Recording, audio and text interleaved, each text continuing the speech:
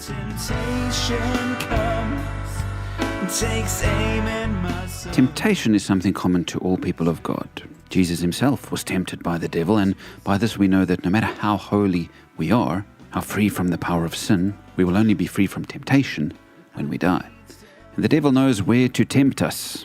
I'm sure you've discovered this. He knows just how to push your buttons and get you dreaming of things you don't want to do. For me, one of the big temptations, if I can be honest with you, is food. I find it easy to eat a bit too much, to overindulge. And it was on a day of struggling with this temptation that I went for a run in frustration.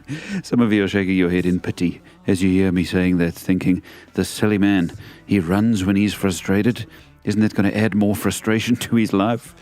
But for me, I've often found that a run or a walk or some exercise can help clear my mind. So, in the state of frustration because of my temptations and those extra couple of cookies that I should have said no to, I went on a run and I began to pray. I began to ask God on this run, how can I handle these temptations in a more effective way, Lord? How can I be free of such things and not fall back into old sinful patterns? And, 5 kilometers later, when I arrived home, I had a whole strategy worked out, which I'm going to share with you this week. But for today, I want to ask you this. Are you listening for God's voice even in strange places, like on a run? Many of us still think church is the only place God will speak. And church is a wonderful place to seek Him. The atmosphere is right. With the worship music and prayer and the word being preached, we can seek God and hear from Him there. And God, of course, usually speaks most strongly through the Bible. If you want to hear from God, open His Word, and I'm certain that He'll speak. But sometimes God speaks in strange moments, in unusual places, like on a run, or in the shower, or waiting in line at Checkers, or in traffic, or while you're trying to sleep. Are you listening for God's voice in such moments? Now, to be sure, if you think you've heard from God in a moment like this, check the message you've received with the message of the Bible.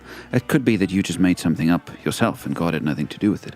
But on the other hand, God does speak to us through our thoughts. I believe He does put thoughts into our minds. Are you open to hear from Him? Or have you crammed your day and your mind so full of noise that you never stop and talk to Him?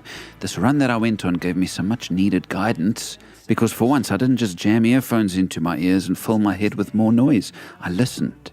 I spoke to God and I listened. I rolled ideas around my mind. I prayed and prayed and prayed. What if God wants to speak to you today in a moment like this?